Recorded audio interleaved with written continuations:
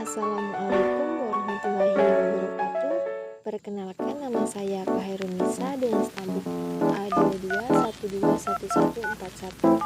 Saya merupakan mahasiswa semester 1 program studi pendidikan biologi Fakultas Kejuruan Ilmu Pendidikan Universitas Tadulako. Baiklah, saya di sini akan menjelaskan suatu materi mengenai klasifikasi tumbuhan dan hewan. Dosen pengampu pada mata kuliah ini yaitu Ibu Raya Agni, SPD MPD. Pokok pembahasan dalam materi ini adalah hal yang pertama yang kita bahas yaitu tujuan dan manfaat klasifikasi. Ragam dan makhluk hidup di bumi ini bermacam-macam. Setiap jenis makhluk hidup memiliki ciri-ciri tersendiri sehingga terbentuk keanekaragaman makhluk hidup. Setiap makhluk hidup mempunyai keanekaragaman bentuk, ukuran, warna, habitat, dan tingkah laku berbeda yang menyebabkan kekayaan makhluk hidup sulit dipahami. Salah satu tujuan klasifikasi makhluk hidup adalah mendeskripsikan jenis makhluk hidup. Dengan adanya klasifikasi, kita dapat mendeskripsikan ciri-ciri suatu jenis makhluk hidup untuk membedakan dengan jenis makhluk hidup lainnya. Misalnya membedakan istilah tanaman pangan, tanaman obat, tanaman sayur, dan lain-lainnya. Setelah membahas tujuan dan manfaat klasifikasi, kita masuk kepada pembahasan proses klasifikasi makhluk hidup. Dalam mengklasifikasikan makhluk hidup harus melalui serangkaian tahapan-tahapan di mana ada 3 tahapan klasifikasi yang bisa dilakukan antara lain tahap identifikasi, pengelompokan, dan pemberian nama makhluk hidup. Bagian yang pertama yaitu identifikasi. Identifikasi merupakan langkah awal tahapan klasifikasi yang dilakukan dengan cara mencari persamaan dan perbedaan dari ciri organisme. Ciri yang diamati dapat berupa ciri morfologi, anatomi, fisiologi, dan biokimia. Secara sederhana pada tahap ini kita akan menentukan persamaan dan perbedaan antara dua makhluk hidup, kemudian menentukan apakah keduanya sama atau tidak. Untuk mengidentifikasi makhluk hidup, maka bisa dilakukan dengan cara membandingkan organisme dengan gambar, spesimen, awetan, atau menggunakan kunci determinasi. Kunci determinasi adalah petunjuk praktis untuk mengidentifikasi dan mengklasifikasikan suatu organisme ke dalam suatu tingkatan takson tertentu. Yang kedua yaitu pengelompokan. Setelah ciri-ciri organisme diketahui, tahapan klasifikasi selanjutnya adalah mengelompokkan organisme tersebut ke dalam kelompok yang sesuai. Organisme yang berada dalam satu kelompok memiliki kemiripan yang besar dibandingkan dengan organisme di kelompok lain. Jika dalam kelompok tersebut masih terdapat adanya perbedaan ciri, maka organisme-organisme tersebut dipecahkan lagi ke dalam kelompok yang lebih kecil. Beberapa ciri yang menjadi dasar dalam klasifikasi untuk hewan diantaranya ada tidaknya tulang belakang, rongga tubuh, lapisan embrionik, simetri tubuh, penutup tubuh, dan lain-lain. Sedangkan untuk tumbuhan antara lain ada tidaknya pembuluh angkut, ada tidaknya bunga atau biji, keping biji, dan lain sebagainya.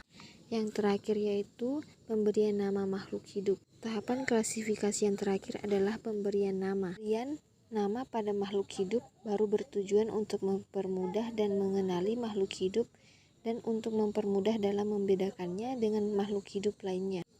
Namun, dalam pemberian nama ini tidak boleh dilakukan secara sembarangan karena harus mengikuti aturan tertentu. Sebelum digunakan nama baku yang diakui dalam dunia ilmu pengetahuan, makhluk hidup diberi nama sesuai dengan nama daerah masing-masing sehingga ada lebih dari satu nama untuk menyebut satu makhluk hidup. Ada berbagai sistem penamaan makhluk hidup, antara lain pemberian nama dengan sistem tata nama ganda, binominal nomenklatur dengan menggunakan bahasa Latin dan digunakan secara universal. Pembahasan selanjutnya yaitu C. Tata nama binomial. Tata nama binomial. Binomial berfaedah dua nama, merupakan anggaran penamaan baku untuk semua organisme makhluk hidup yang terdiri dari dua kata dari sistem taksonomi biologi. Dengan mengambil nama genus dan nama spesies, nama yang dipakai adalah nama baku yang diberikan dalam bahasa Latin atau bahasa lain yang dilatinkan. Anggaran ini pada awal mulanya diterapkan untuk fungi, tumbuhan, dan binatang oleh penyusunnya Carolus Linnaeus. Namun kemudian segera diterapkan untuk bakteri pula. Sebutan yang disepakati untuk nama ini adalah nama ilmiah, scientific name. Awam seringkali menyebutkan sebagai nama Latin, meskipun istilah ini tidak tepat sepenuhnya karena beberapa kabar nama yang diberikan bukan istilah asli dalam bahasa Latin, melainkan nama yang diberikan oleh orang yang pertama kali memberikan pertelaan atau deskripsi, disebut deskriptor lalu dilatinkan. Yang D yaitu macam-macam sistem klasifikasi. Macam-macam sistem klasifikasi dibagi menjadi 3, yaitu yang pertama sistem klasifikasi alami. Sistem klasifikasi yang pertama adalah sistem klasifikasi alami.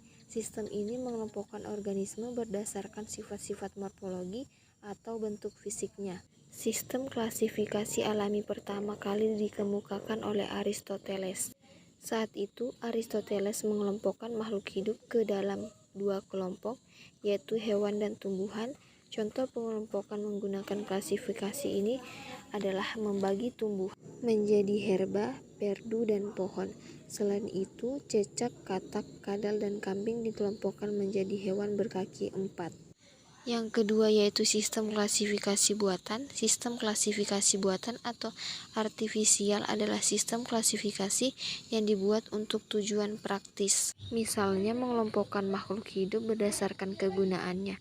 Sistem ini pertama kali dikenalkan oleh Carolus Linnaeus. Contohnya adalah sistem ini mengelompokkan jahe, kina, kayu putih, dan ginseng ke dalam tanaman obat. Tanaman seperti mawar, melati, dan anggrek dikelompokkan ke dalam tanaman hias. Yang terakhir yaitu sistem klasifikasi filogenetik. Sistem klasifikasi yang terakhir adalah sistem klasifikasi filogenetik. Sistem klasifikasi ini didasarkan pada hubungan kekerabatan antar organisme berdasarkan proses evolusinya.